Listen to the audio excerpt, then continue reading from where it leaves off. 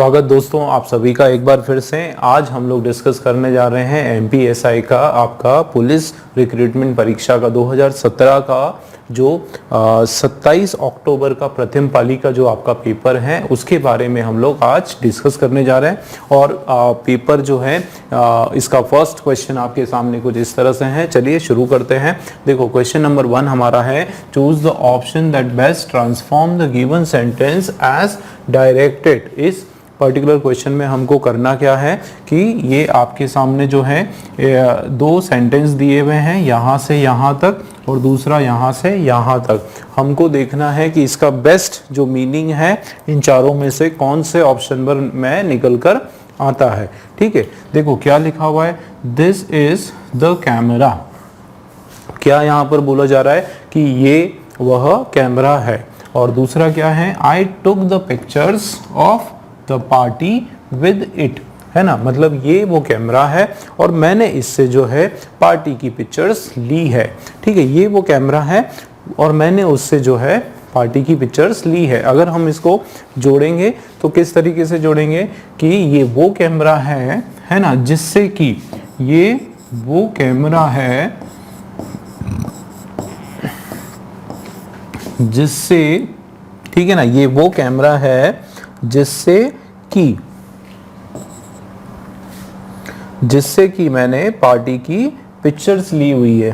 ठीक है, तो इस तरीके से कि जिससे कि, है ना, इस तरीके से बात हो रही है कि जिससे कि या जिससे, है ना, सिंपली जिससे कि बोल सकते हो या जिससे बोल सकते हो कि मैंने ये पिक्चर्स पार्टी में खींची हुई है ना, इसके साथ किया जिसके द्वारा, जिससे कि, या फिर इस तरीके से भी यहाँ पर बात हो रही है कि,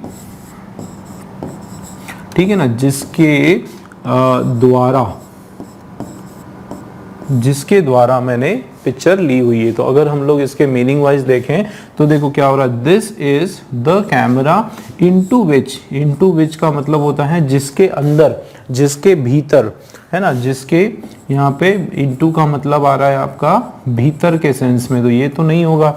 ठीक है ना, जिसके भीतर आई टुक द पिक्चर, तो कैमरा के अंदर आप पिक्चर तो नहीं लेते हो, कैमरे के भीतर आप पिक्चर नहीं लेते हो। ठीक है ना, तो ये आपका नहीं आने वाला है। This is the camera through which, है ना, थ्रू विच का मतलब होता है कि से होकर, है ना, से क्या हो जाएगा आपका, से होकर, मतलब उसके द्वारा या उसके अंदर से होकर, है ना। तो कैमरा से, कैमरे के अंदर से होके तो जो है आपने कैमरे के अंदर ऐसे घुस के जो है उसके अंदर होके तो आपने पिक्चर नहीं ली है। ठीक है ना, तो ये भी आपका नहीं होगा।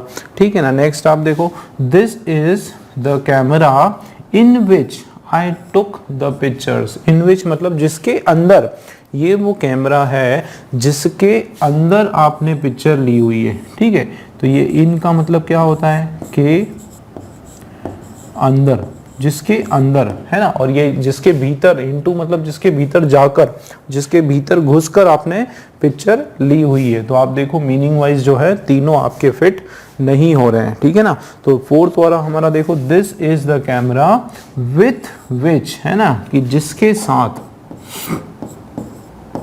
है ना, जिससे, जिसके साथ, है ना, जिसके साथ या फिर जिससे, ये वाला आपका सेंस यहाँ पर आ रहा है। ठीक है ना, जिससे, है ना, जिससे आपने क्या किया है कि पिक्चर आपने पार्टी में ली हुई है। ठीक है ना दोस्तों, तो ये आपका जो है एकदम प्रॉपर है ना। करेक्ट कंजंक्शन आपको प्लीज करना था, तो आपको जो है ये विथ विच जो है ये बिल्कुल आपका विथ विच जो है बिल्कुल आपका प्रॉपर है। ठीक है, तो फोर्थ वाला हमारा राइट आंसर हो जाएगा।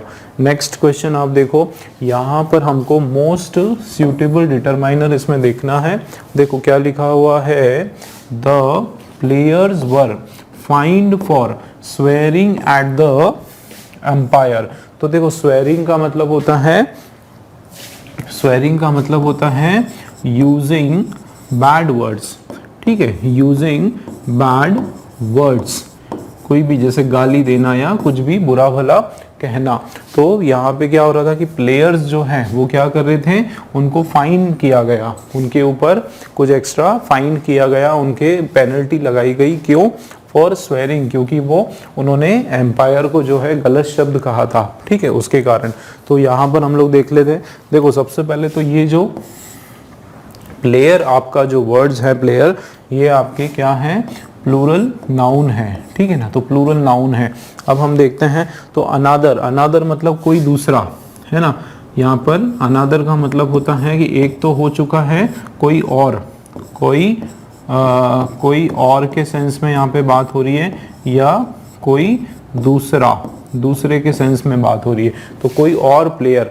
तो अनादर जो है कोई और या दूसरा क्या होगा, प्लेयर, तो ये आपका सिंगुलर नाउन होगा इसके बाद, ठीक है ना। इसके बाद क्या होगा, सिंगुलर नाउन होगा। अब देखो बोथ जो है, बोथ के बाद आपका क्या आ सकता है, प्लूरल नाउन बिल्कुल आ सकता है कि दोनों खिलाड़ी, है ना, बोथ प्लेयर्स, तो इसके बाद प्लूरल नाउन आ सकता है। आइदर जो है, आइदर का अगर हिंदी में करूं तो ये क्या होता है, दोनों, ठीक है ना, दोनों में से कोई एक, ठीक है ना, दोनों में से कोई, बिल्कुल इस तरीके से, तो दोनों में से कोई एक, दोनों में से कोई एक जो खिलाड़ी है वो तो यहाँ पे जो आइदर वर्ड है उसके साथ भी आपका सिंगुलर नाउन ही आने वाला है, ठीक है। आइदर के साथ भी क्या आएगा, सिंगुलर नाउन आएगा। और उसी तरीके से नाइदर, तो नाइदर का मतलब होता है दोनों में से कोई भी नहीं, ठीक है। नाइदर का क्या मतलब होता है, दोनों में से कोई भी नहीं, ठीक है, कोई एक भी नहीं, कोई भी नहीं, दोनों में से कोई भी नहीं, ना ना। इसमें आइदर मतलब या, दोनों में से कोई एक, और नाइदर मतलब दोनों में से कोई भी नहीं। और इसके बाद भी जो है आपका क्या आने वाला है, सिंगुलर नाउन आने वाला है, ठीक है ना। तो ये भी आपका नहीं होगा, जाहिर सी बात है। प्लूरल नाउन जो है मात्र आपका किसके साथ आता है, बोथ के साथ आता है। इसका मतलब बोथ प्लेयर्स जो है हमारा यहाँ पर एब्सोल्युटली करेक्ट हो जाएगा। मीनिंग वाइज भी देखो, दोनों खिलाड़ी जो है उन पर फाइन लगाया गया क्योंकि उन्होंने जो है एम्पायर के ऊपर स्वेयर किया था, कुछ गलत शब्द कहे थे।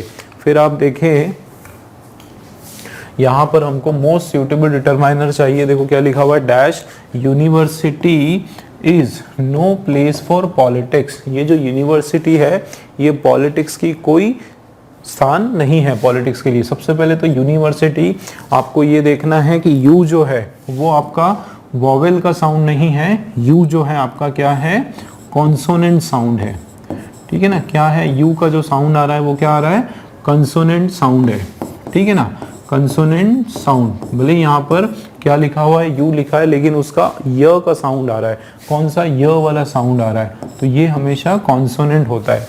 तो इसके सामने जो है हम लोग अगर आर्टिकल में बात करें तो डेफिनेट सेंस में अगर मैं बोलूं तो ए आ सकता है, और इनडेफिनेट में द आ सकता है, ठीक है ना। लेकिन द जो है वो कब आता है, जब हम बिल्कुल डेफिनेट सेंस में बात करते हैं, एक निश्चित सेंस में बात करते हैं, एक किसी पर्टिकुलर यूनिवर्सिटी की बात करते हैं, ठीक है, किसी स्पेसिफिक या फिर पर्टिकुलर यूनिवर्सिटी की बात करते हैं, उस कंडीशन में जो है द लगाते हैं। और आपने देखा होगा कि यदि आपने देखो व्हेन टू, जब हम टू अनकाउंटेबल नाउन्स, ठीक है ना, टू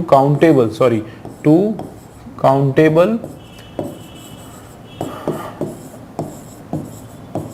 नाउन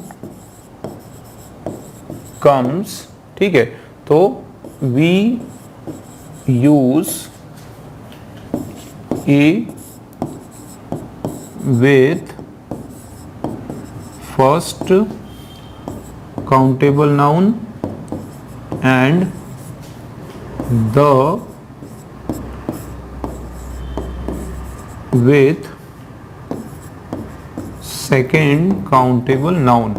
मतलब अगर आपका स्टेटमेंट जो है, सेंटेंस में अगर आपने दो काउंटेबल नाउन्स यूज हो रहे हैं, साइमल्टेनियसली दो काउंटेबल नाउन यूज कर रहे हैं, तो फर्स्ट वाला जो स्टार्टिंग का जो काउंटेबल नाउन है उसके साथ हम लोग ए लगाते हैं, और जो दूसरा वाला जो काउंटेबल नाउन आएगा उसके साथ हम लोग द लगाते हैं। जैसे यहाँ पर अगर मैं बात करूँ, ये क्या है, यूनिवर्सिटी, ये आपका क्या है, काउंटेबल नाउन है। और देखो स्टार्टिंग का फर्स्ट ही काउंटेबल नाउन है, ठीक है, फर्स्ट काउंटेबल नाउन है। तो यहाँ पे हमारा अ जो वर्ड है, अ हमारा जो आर्टिकल है वो बिल्कुल सही हो जाएगा, ठीक है। क्या हो जाएगा? A university is no place for politics. एक जो यूनिवर्सिटी है वो जो है पॉलिटिक्स के लिए कोई स्थान नहीं है, ठीक है। द यूनिवर्सिटी, कुछ स्पेशल कंडीशन में द यूनिवर्सिटी लगाएंगे जब हम कोई एकदम स्पेसिफिक एक ही उस पर्टिकुलर यूनिवर्सिटी की जब हम बात करते हैं दो द लगाएंगे, ठीक है, वरना ए आने वाला है। University is no place for politics. Next आप देखें, करेक्ट फॉर्म ऑफ एडवर्ब हमको इसमें देखना है। देखो क्या लिखा हुआ है, dash I was able to attend the wedding. Dash I was able to, able मतलब कर पाया, है ना। जब आप, है ना, इस तरीके की बात हो रही है कि मैं इस काम को कर पाया, है ना, तो भाग्यशाली हूं या लकी हूं, इस तरीके की सेंस हो रही है ना। तो आपका क्या हो जाएगा? Luckily. Luckily I was able to attend the meeting, मतलब किस्मत से, है ना। यहाँ पे किस सेंस में बात हो रही है कि किस्मत से मैं जो है मीटिंग को अटेंड कर पाया। इंस्टेंटली मतलब त्वरित, तुरंत, है ना, त्वरित, त्वरित एकदम से, है ना, त्वरित या तुरंत जो है मैं मीटिंग को अटेंड कर पाया, उस सेंस में यहाँ पे कोई बात नहीं हो रही। सडनली, सडनली मतलब वही सडनली का मतलब भी होता है कि एकदम से, एकदम से मैं मीटिंग को अटेंड कर पाया। विशफुली, विशफुली मतलब बिल्कुल विशफुली, विशफुली जो बोलते हैं ना, विशिंगली या विलिंगली, विलिंगली, इस तरीके से, है ना, इच्छा से, इच्छा से, है ना, इस तरीके से सेंस हो रहा है। तो आपका लकीली जो वर्ड है वो एकदम परफेक्ट है यहाँ पर, ठीक है। नेक्स्ट क्वेश्चन देखो, करेक्ट फॉर्म ऑफ हमको एडवर्ब इसमें भी देखना है। देखो क्या लिखा हुआ है कि दे वर डैश क्वेश्चनड, है ना। क्वेश्चन का मतलब होता है उन पर इंट्रोगेशन हुआ, उन पर क्या हुआ कि प्रश्न पूछे गए। कि भाई जनरली क्या होता है, कोई सीबीआई वाले या कोई भी जो पुलिस की जो टीम है, क्राइम ब्रांच वाले, वो बहुत ही सीरियसली लोग क्वेश्चन पूछते हैं। अगर किसी को पकड़ के ले जाते हैं तो उससे बिल्कुल गंभीरता से क्वेश्चन पूछते हैं। तो क्या होगा यहाँ पे कि दे वर रिपीटेडली क्वेश्चन, उनसे बार बार क्वेश्चन पूछा गया। दे वर रेस्ट्रिक्टिवली क्वेश्चन, रेस्ट्रिक्टिवली क्वेश्चन मतलब उनसे बहुत ही लेस क्वेश्चंस पूछे गए, है ना। रेस्ट्रिक्टिवली मतलब बहुत ही कम क्वेश्चंस पूछे गए। रिपीटेडली मतलब बार बार, क्या हो रहा है, उनसे बार बार, सेवरल टाइम जो है बार बार उनसे क्वेश्चन पूछे गए। और they are reportedly questioned, reportedly मतलब ये रिपोर्ट में आया, न्यूज में आया, ठीक है, ऐसा क्या आया, न्यूज में आया। और एक होता है रिपेंट, रिपेंटेंटली मतलब पछतावा, है ना, पछतावा करते हुए। तो क्या होगा, पछतावा,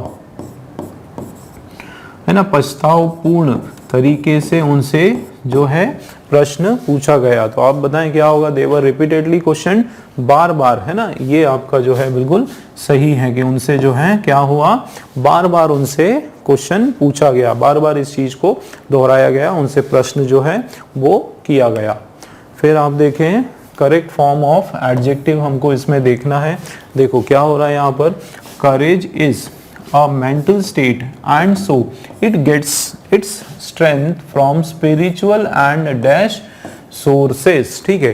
तो यहाँ पे किसकी बात हो रही है, करेज की बात हो रही है, ठीक है। करेज का मतलब होता है हिम्मत, ठीक है, हिम्मत या फिर साहस,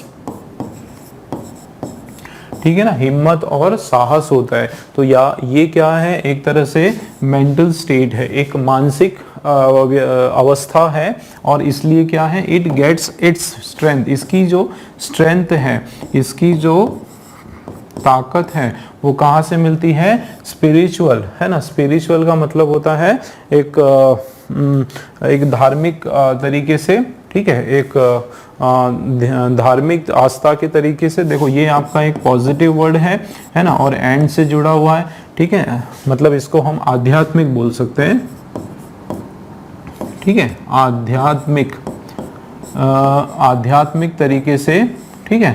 तो एक तो आध्यात्मिक, और इसी तरीके का ये भी वर्ड होगा आपका, ये भी पॉजिटिव है तो ये भी आपका क्या होगा, कोई पॉजिटिव वर्ड होगा, है ना। तो आध्यात्मिक सुपरफिशियल, सुपरफिशियल का मतलब होता है नकली, ठीक है, सुपरफिशियल का मतलब होता है नकली। सोशल का मतलब होता है सामाजिक, ठीक है, सोशल का मतलब है सामाजिक। और यहाँ पर है इंटेलेक्चुअल, मतलब बिल्कुल एक बौद्धिक तरीके से। इंटेलेक्चुअल का मतलब होता है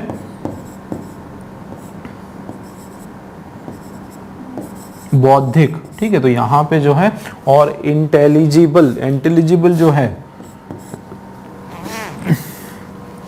इंटेलिजिबल जो है, तो वो इंटेलिजिबल मतलब एकदम होशियारी से, है ना, चालाकी से, होशियारी से, होशियारी तरीके से, है ना, होशियारी, है ना, इस तरीके से सेंस आ रहा है।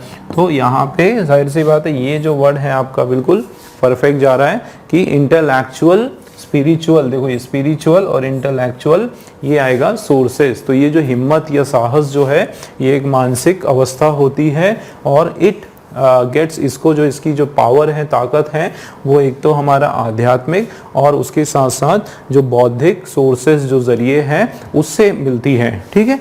नेक्स्ट क्वेश्चन आप देखें, इसमें करेक्ट फॉर्म ऑफ एडजेक्टिव आपको देखना है। She can not use her dash hand, वो अपना कौन सा वाला हाथ जो है वो यूज नहीं कर सकती, ठीक है। कौन सा, हम डिफॉर्म्ड, ठीक है। तो देखो डिफॉर्म्ड का मतलब होता है बिल्कुल विलुपित, विक्षिप्त, मतलब ऐसा हाथ जो विरूपित, जो टूटा हुआ है, ठीक है, उसको हम लोग विरूपित बोलते हैं। विरूपित, विरूपित का मतलब होता है बिल्कुल टूटा हुआ, विक्षिप्त हाथ। डिफॉर्म मतलब जो हाथ किसी एक्सीडेंट के कारण मान लो टूट गया हो, हाथ बिल्कुल अलग, डॉक्टर ने उसको अलग हटा दिया हो, या उसके हाथ में कोई प्रॉब्लम हो, ठीक है, तो इस पर एक प्रकार का हाथ। यूजलेस मतलब बिना काम का, निकम्मा हाथ जिसको बोलते हैं, यूजलेस, बिना काम का। सिक, बीमार, सिक हाथ के लिए सिक नहीं बोलते हम लोग। होपलेस, ना उम्मीद वाला, है ना, जिससे कोई उम्मीद ना किया जाने वाला। तो जो राइट जो वर्ड है हैंड के लिए, ठीक है, पर्टिकुलरली हैंड के लिए हमारा डिफॉर्म्ड जो वर्ड है वो बिल्कुल सही हो जाएगा आपका, ठीक है ना। नेक्स्ट आप देखें, यहाँ पर हमको correct form of model auxiliary verb निकालना है इस गिवन सेंटेंस में से, ठीक है ना।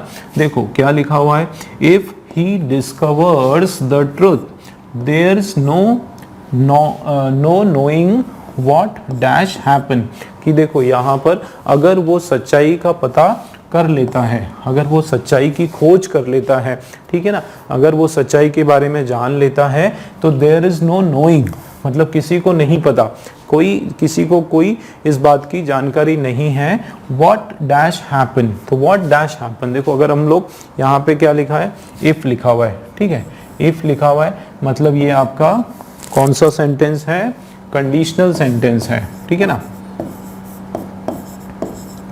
ये कौन सा सेंटेंस की शुरुआत करता है, इफ आपके कंडीशनल सेंटेंस की शुरुआत करता है, ठीक है ना।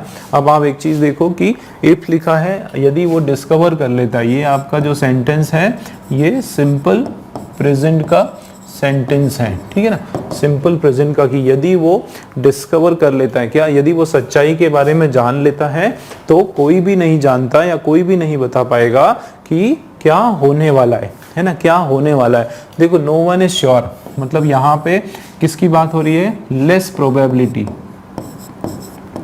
Less probability, less probability in future, तो फ्यूचर की जो है कम संभावना, ठीक है, मतलब इस तरीके से आप देखो कि आगे की कम संभावना, जब हम आगे की कम संभावना की बात करते हैं, है ना, आगे में भविष्य में जो है कम संभावना की बात करते हैं, तो उसके लिए हम लोग क्या लगाते हैं, माइट जो वर्ड है वो बिल्कुल सही हम लोग लगाते हैं, ठीक है, कि भविष्य की कम संभावना, ठीक है। ये शायद वाला जो भाव होता है ना, शायद वाला, कि भाई ऐसा हो सकता है, कब होगा, अगर वो सच्चाई को प्राप्त कर लेता है, ठीक है। शुड का मतलब होता है एक सलाह, सलाह देने के लिए यूज करते हैं शुड, या फिर एडवाइस, ठीक है ना, एडवाइस देने के लिए यूज करते हैं। वुड जो है वो, है ना, ही वुड होगा, है ना, तो ये भी फ्यूचर है, फ्यूचर की कोई घटना बताने के लिए, है ना, फ्यूचर की कोई घटना, है ना, पास्ट की, ये फ्यूचर इवेंट, फ्यूचर इवेंट, कोई आगे फ्यूचर का इवेंट बताने के लिए, है ना। और शैल जो है, शैल और माइट की बात करें तो ये बहुत ज़्यादा डिपेंडेंट होता है किस पे, कंडीशन पे। ये माइट जो है वो किसी कंडीशन पर निर्भर करता है। तो ये वाला हमारा जो माइट है वो बिल्कुल राइट हो जाएगा कि if he discover the truth, अगर वो सच्चाई को खोज कर लेता है तो किसी को नहीं पता कि व्हाट माइट हैपन, क्या होने वाला है, ठीक है ना। तो इस तरह से अगर भविष्य की कोई आगे की वो बात बता रहे हो लेकिन किसी दूसरे परिस्थिति पर निर्भर करता है तो हम लोग उसमें माइट लगाते हैं, ठीक है दोस्तों। नेक्स्ट आप देखें, यहाँ पर हमको करेक्ट फॉर्म ऑफ वर्ब चाहिए और इसमें क्या लिखा हुआ है, देखो, as a result of the fall. Fall का मतलब होता है गिरना, जब वो गिरने के कारण, है ना। As a result of the fall का मतलब है कि गिरने के कारण, ठीक है, नीचे गिरने के कारण उसको क्या हुआ, as a result of fall, गिरने के कारण ही डैश होम स्लोली, तो वो घर जो है कैसे गया, किस ढंग से वो गया, घर धीरे धीरे गया। तो ये जो है आपका एडवर्ब है, ठीक है, यहाँ पर हमको वर्ब लगाना है, ठीक है। तो वो कैसे गया घर, ही डैश होम स्लोली। तो देखो स्टेप्ड, स्टेप्ड का मतलब होता है कूद के गया, है ना। स्टेप्ड का मतलब होता है कूदना, ठीक है, एकदम कूदना, जंप करना, है ना, जंप करना। स्टेप्ड मतलब कूदना या फिर जंप्ड करना होता है। वूंड का मतलब होता है ही वूंड होम स्लोली, तो वूंड का मतलब ही होता है कि घाव, है ना। वूंड का जो मतलब है आपका क्या होता है, घाव, तो या घायल होना, ठीक है, घायल होना, इस सेंस में भी यहाँ पर ये निकल के आता है, ठीक है, घायल होना। तो ये तो आपका यहाँ पे जम ही नहीं रहा है, ठीक है, वर्ब का फर्स्ट फॉर्म। देखो यहाँ पे ही लिम्ड, लिम्ड का मतलब होता है एकदम लंगड़ाते हुए, ठीक है, कैसे, ये लंगड़ाते,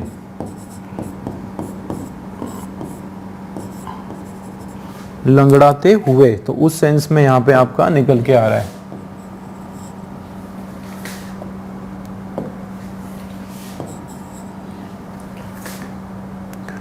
ठीक है ना, ये लंगड़ाते हुए लिम्ड हो जाएगा। और ये स्पेड, तो स्पेड जो है वो स्पीड का सेकंड फॉर्म है, ठीक है। ये देखो फर्स्ट फॉर्म जो है स्पीड, अगर इसको हमने स्पीड, ये आपका V1 है और ये स्पेड, स्पेड ये आपका V2 है। इसका मतलब है कि दौड़ते हुए, एकदम बहुत ही तेजी से, कैसे दौड़ते हुए, बहुत ही स्पीड में, है ना। तो आप बताएं किस सेंस में बात हो रही है कि भाई जब वो गिर गया तो गिरने के कारण वो घर कैसे गया, वो घर गया धीरे धीरे, लेकिन कैसे, लिम्ड, एकदम लंगड़ाते हुए, धीरे धीरे थोड़ा सा हिलते डुलते लंगड़ाते हुए वो लिम्ड करते हुए घर गया, ठीक है। नेक्स्ट आप देखें, यहाँ पर हमको करेक्ट एक्सप्रेशन बताना है। देखो क्या लिखा हुआ है, ही persisted in disobeying the dash, है ना, he persisted in disobeying the dash। persisted का मतलब है to do something continuously, है ना। देखो क्या मतलब होता है, to do something, है ना, continuously, है ना, even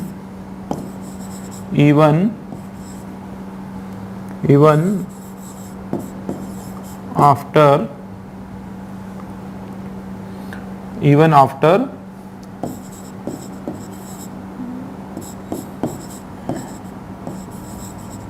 saying no by all, मतलब जब सब लोग मना कर रहे हैं, ठीक है, सब लोग मना कर रहे हैं उसके बावजूद किसी चीज को जो है करते जाना, टू डू समथिंग कंटिन्यूसली, ऐसे बिना किसी की बात सुने, बिना किसी की बात माने अगर कोई काम कंटिन्यूसली करते जाना, उसको बोलते हैं परसिस्टेड। तो ही परसिस्टेड इन डिसओबेइंग, डिसओबेइंग का मतलब होता है ओबे नहीं करना, ठीक है, उनकी बात को ना मानना, डिसओबे मतलब बात ना मानना, ठीक है ना, तो बात ना मानना, ठीक है, बात ना मानना ये आपका डिसओबे होता है। तो क्या देखो, he persisted in disobeying the dash, क्या रिक्वेस्ट, किसी ने रिक्वेस्ट की, उसको कंटिन्यूसली वो टालता गया, ठीक है, या डिसओबे द रूल, नियमों को टालता गया, या फिर डॉक्ट्राइन्स, डॉक्ट्राइन मतलब किसी की एकदम हुकूमत, है ना, डॉक्ट्राइन का मतलब होता है किसी की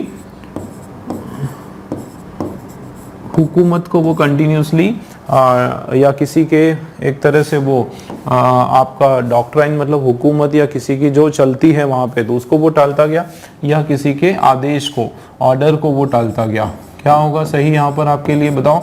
तो ये जो वर्ड है दोस्तों, आप एक चीज याद रखो, ऑर्डर्स के लिए क्या लगता है, ओबे, OBEY, ओबे द ऑर्डर, ठीक है, इस तरीके से बोलते हैं ना, ओबे द ऑर्डर या डिसओबे द ऑर्डर। तो ओबे करना या नहीं करना ये किसके लिए होता है, ओबे जो वर्ड है वो आपका ऑर्डर्स के लिए ही लगता है, ठीक है। तो डिसओबे वर्ड जो है वो भी हमारा किसके लिए लगेगा, वो भी जाहिर सी बात है आपके ऑर्डर के लिए ही लगने वाला है, ठीक है ना, ऑर्डर के लिए भी आपका लगेगा। तो क्या हो जाएगा, ही परसिस्टेड इन डिसओबेइंग द, क्या हो जाएगा हमारा राइट आंसर, ऑर्डर्स, ठीक है ना, डिसओबेइंग द ऑर्डर्स, इसका मतलब बी वाला जो है हमारा बिल्कुल राइट आंसर है। फिर आप देखें यहाँ पर करेक्ट फॉर्म ऑफ एक्सप्रेशन हमको देखना है, कंप्लीट द सेंटेंस करना है। Being dissatisfied with his job he resigned from his dash. तो ये भी आपको याद रखना है, ठीक है। जॉब से जब आप डिससेटिस्फाई होते हैं, जॉब से जब आप नाखुश होते हैं और हम लोग रिजाइन करते हैं, तो भाई रिजाइन किससे करते हैं, रिजाइन हम अपने किससे करते हैं, पोजीशन से करते हैं, ठीक है ना, और कुछ नहीं आएगा, क्या आएगा, पोजीशन से रिजाइन करते हैं, है ना। पोजीशन बोलो या फिर उसको पोस्ट बोलो, ठीक है। पोस्ट जो है वो एक तरह से आपका शॉर्ट फॉर्म है, ठीक है। किसका शॉर्ट फॉर्म है, पोजीशन का शॉर्ट फॉर्म है, ठीक है। स्टेटस तो नहीं होता है, स्टेटस से रिजाइन नहीं करते हम लोग, ठीक है। स्टेटस मतलब हमारा पूरा का पूरा जो चरित्र या कैसे हम वो है ना, या चेयर, चेयर से रिजाइन नहीं करते, लीव करते हैं। रैंक जो है वो ओहदा, रैंक मतलब हमारा क्या है, ओहदा,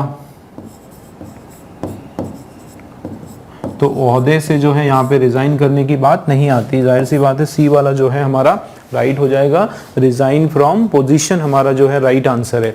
फिर आप देखें यहाँ पर हमें करेक्ट फॉर्म ऑफ टेंस लगाना है, ठीक है ना। तो आप देखो कि द वैली, वैली का मतलब होता है खाई, जो खाई होती है पहाड़ के बीच में जो वी शेप जो होता है, ठीक है, वो वैली होती है। ये पहाड़ के बीच में ये जो वी शेप है, ठीक है, ये जो है वैली है। तो देखो, the valleys are too steep, steep का मतलब बिल्कुल एकदम तीखी, एकदम नीची जो है। फॉर एलिफेंट्स, ठीक है, एलिफेंट्स के लिए to get across, to get across मतलब to wet site where bamboos dash, है ना, तो वेयर बैम्बूज डैश, अक्रॉस का मतलब इधर से उधर पार होना, ठीक है। तो दूसरी साइड जाना जहाँ पे कि बैम्बू जो है, बांस जो है वो क्या है, डैश है। तो यहाँ पे देखो किसकी बात हो रही है, वैलीज की। तो वैलीज आर टू स्टीप, बहुत ज्यादा तीखी है, मतलब एलिफेंट्स को टू स्टीप टू, देखो टू स्टीप, ये देखो टू, ये आ गया टू और स्टीप टू, तो टू टू का कॉम्बिनेशन है ना, मतलब ये टू, ये टू, ये आपका जो कंजंक्शन है, ये आपका जो, ये जो आपका कंजंक्शन है ना, तो ये इतना की, है ना, इस तरीके से बात होती है, इतना गहरा है कि, है ना, इतना गहरा है कि, है ना। तो इसका मतलब, इसका मतलब क्या है कि बहुत ज्यादा, बहुत अधिक, है ना, बहुत अधिक, बहुत अधिक गहरा है ना, इस तरीके से यहाँ पे मीनिंग आ रहा है। तो क्या हो रहा है, तो वैली जो है बहुत ज़्यादा गहरी है हाथियों के लिए, तो इसके कारण जो है हाथी जो है वहाँ पे से वेट साइड में वो क्रॉस नहीं कर पा रहे, है ना, जहाँ पे कि बैम्बू है, जहाँ पे बैम्बू क्या करते हैं, तो ये देखो ये इतनी गहरी है कि ये क्रॉस नहीं कर पा रहे हैं, जहाँ पे बैम्बूज जो है, जहाँ पे जो बांस का जो पेड़ है वो क्या करते हैं, तो विल बी ग्रोइंग, तो वो ग्रो करते होंगे, या मस्ट बी ग्रोइंग कि ग्रो करते ही होंगे, या कैन बी ग्रोइंग या ग्रो कर सकते हैं, या ग्रो। तो यहाँ पे जो है आपका सिंपल प्रेजेंट का सेंटेंस आएगा दोस्तों, ठीक है ना। क्या आएगा, सिंपल प्रेजेंट का आपका सेंटेंस आएगा, मतलब बैम्बूज जो है उसके बाद वर्ब का फर्स्ट फॉर्म आने वाला है। क्या आने वाला है? बैम्बूज के बाद वर्ब का फर्स्ट फॉर्म, मतलब ये जो है आपका ग्रो बिल्कुल सही हो जाएगा कि जहां पर बैम्बू जो है वो उगते हैं। ठीक है, इस तरीके से। फिर आप देखें कि यहाँ पर भी हमको करेक्ट फॉर्म ऑफ टेंस हमको देखना है। देखो क्या लिखा हुआ है, he usually listens to the radio but at present he dash television. देखो यहाँ पे यूजुअली वर्ड आया। क्या आया? यूजुअली। यूजुअली मतलब देखो कोई रूटीन, कोई ये यूजुअली हो गया है ना, या फिर जैसे ऑफन हो गया है ना, या फिर रेगुलरली हो गया। ठीक है, रेगुलरली हो गया, या फिर डेली हो गया है ना, या फिर एवरी मॉर्निंग हो गया। एवरी के बाद कोई भी वर्ड आ गया, एवरी डे, एवरी मॉर्निंग है ना, या फिर कंटिन्यूसली, ये सब के सब जो है ना ये इंडिकेटर हैं किसके? एक रूटीन वर्क, कोई भी एक रूटीन काम है। ठीक है ना, कोई रूटीन वर्क हो गया, या फिर कोई हैबिचुअल, कोई आदतन कोई कार्य हो गया। ठीक है, हैबिचुअल कोई वर्क हो गया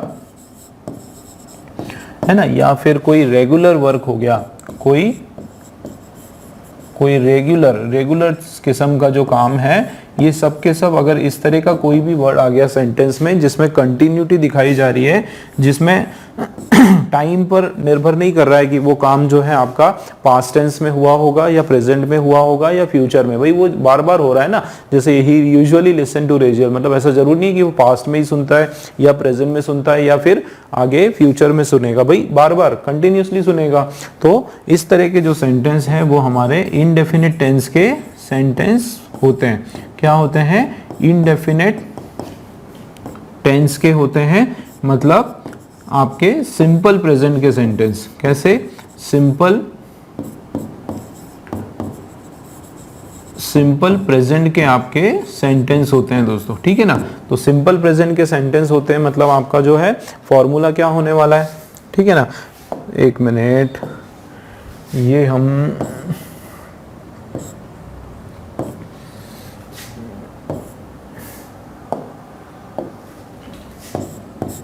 ये इंडेफिनिट हो गया, ये आपका टेंस हो गया। ठीक है, सिंपल प्रेजेंट के आपके सेंटेंस होते हैं और इसके फॉर्मूले आपके क्या होने वाला है? सिंपल सब्जेक्ट, उसके बाद वर्ब का फर्स्ट फॉर्म या फिर वर्ब का फिफ्थ फॉर्म और उसके बाद अदर वर्ड्स। ठीक है, V1 जैसे पहले बताया था, ये अपने आप में क्या होता है?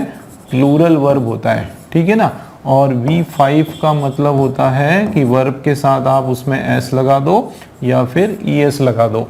और ये कब होता है? जब आपके पास सब्जेक्ट सिंगुलर हो, सिंगुलर सब्जेक्ट हो। और ये प्लूरल वर्ब कब आता है? जब आपके पास सब्जेक्ट प्लूरल हो। ठीक है ना, प्लूरल सब्जेक्ट हो उस कंडीशन में। तो यहाँ पर अगर हम बात करें तो देखो, ही यूजुअली वो क्या करता है? रेडियो सुनता है, लेकिन है ना, अब ये इधर सुनता है तो बट आ गया, मतलब इधर नहीं सुनता है, कुछ ना कुछ नेगेटिव।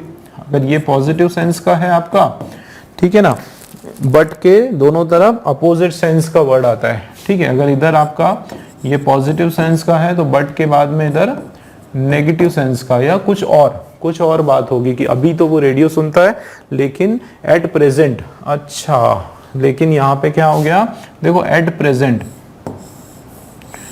प्रेजेंट का मतलब है अभी अभी, है ना, अभी अभी। तो दोस्तों ये जो मैंने समझाया था इंडेफिनिट, वो कहां से कहां तक हमारा यूज होता है? इसके अंदर, है ना, कि वो यूजुअली क्या करता है? रेडियो के बारे में सुनता है या लिसन करता है, ही लिसन्स रेडियो। पर अब यहाँ पे आप देखो क्या हो रहा है? एट प्रेजेंट, अभी प्रेजेंट टेंस की बात हो रही है कि फिलहाल में वो क्या कर रहा है? He dash television. तो ये क्या हो जाएगा? ही इज वॉचिंग टेलीविजन हो जाएगा दोस्तों। क्या हो जाएगा? He is watching television. Clear हो रहा है?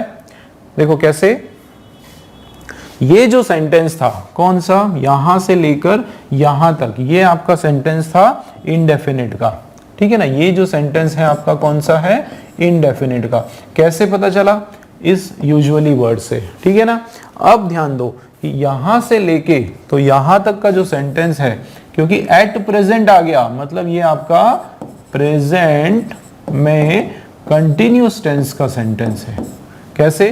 क्योंकि अभी एक एट प्रेजेंट वर्ड आ गया, तो eight present he is watching television आपका बिल्कुल सही हो जाएगा। ठीक है ना दोस्तों, इस तरीके से पूरा समझना पड़ता है आपको। ठीक है, तो eight present he is watching television आपका बिल्कुल राइट हो जाएगा।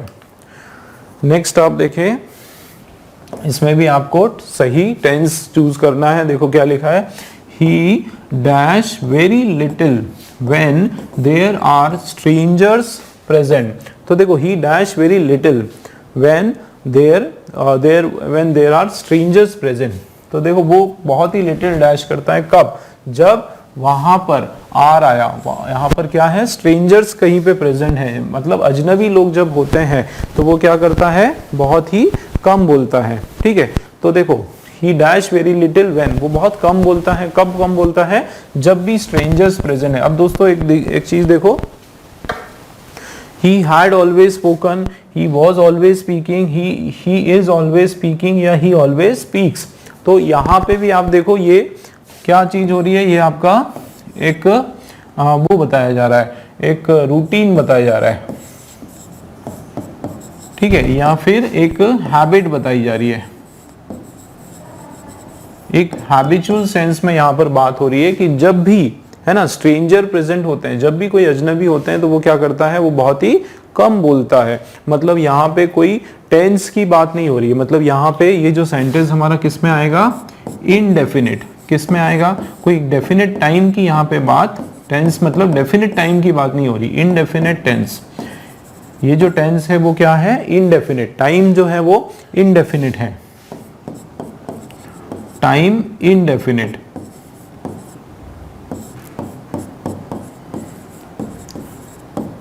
मतलब यहां पे ये बात नहीं हो रही है कि वो प्रेजेंट टेंस में बात करेगा या पास्ट टेंस में बात करेगा या फ्यूचर में बात करेगा, बस वो तब भी, कभी भी, क्या, जब जब कोई भी स्ट्रेंजर आएगा तब तब वो कम बोलेगा, है ना। तो टाइम पर डिपेंड नहीं कर रहा है, मतलब आपका ये इनडेफिनेट टेंस का यहाँ पर रूल आएगा, है ना। मतलब सिंपल प्रेजेंट भी बोलते हैं इनडेफिनेट को, इनडेफिनेट को जो है हम क्या बोलते हैं, सिंपल प्रेजेंट। और फॉर्मूला वापस वही, सब्जेक्ट V1 या फिर V5 और उसके साथ जो भी एक्स्ट्रा वर्ड्स हैं वो। ठीक है, तो अब देखो क्या हो गया, तो यहाँ पर ही ऑलवेज स्पीक्स जो है आपका बिल्कुल सही हो जाएगा, है ना। ही के साथ जो है वर्ब का, ये आपका वर्ब और उसके साथ एस और ईएस आ गया, तो ये हो गया ही ऑलवेज स्पीक। क्या हो जाएगा, ही ऑलवेज, हमेशा वो, speaks very little when there are strangers present, जब की कब, जब स्ट्रेंजर्स प्रेजेंट होते हैं तब। ठीक है दोस्तों, चलिए नेक्स्ट आप देखो, यहाँ पर भी हमको करेक्ट वर्ब का फॉर्मेशन देखना है। और इसमें देखो क्या लिखा है, my mother dash to Kampala next year. देखो नेक्स्ट ईयर आ गया, है ना, नेक्स्ट ईयर आ गया मतलब फ्यूचर। नेक्स्ट ईयर अगले साल की बात हो रही है ना, तो फ्यूचर, और कौन सा फ्यूचर, एकदम सिंपल, सिंपल फ्यूचर की यहाँ पे बात हो रही है ना। तो सिंपल फ्यूचर की बात हो रहे हैं, तो ये देखो ये आपका सिंगुलर सब्जेक्ट और ये आप हमारा विल और उसके बाद वर्ब का फर्स्ट फॉर्म। बिल्कुल आपको और कुछ नहीं देखना है भाई, ये जो वर्ड हैं ये ऐसी छोटी छोटी हिंट होती है, इससे हमको पता चल जाता है कि सेंटेंस हमारा किस में होगा, प्रेजेंट होगा, पास्ट होगा, इंडेफिनिट होगा, किस सेंस में होगा। ठीक है ना, तो ये नेक्स्ट ईयर के कारण हमको पता चल गया कि अगले साल फ्यूचर की बात हो रही है, तो ये विल गो जो है आपका बिल्कुल राइट हो जाएगा।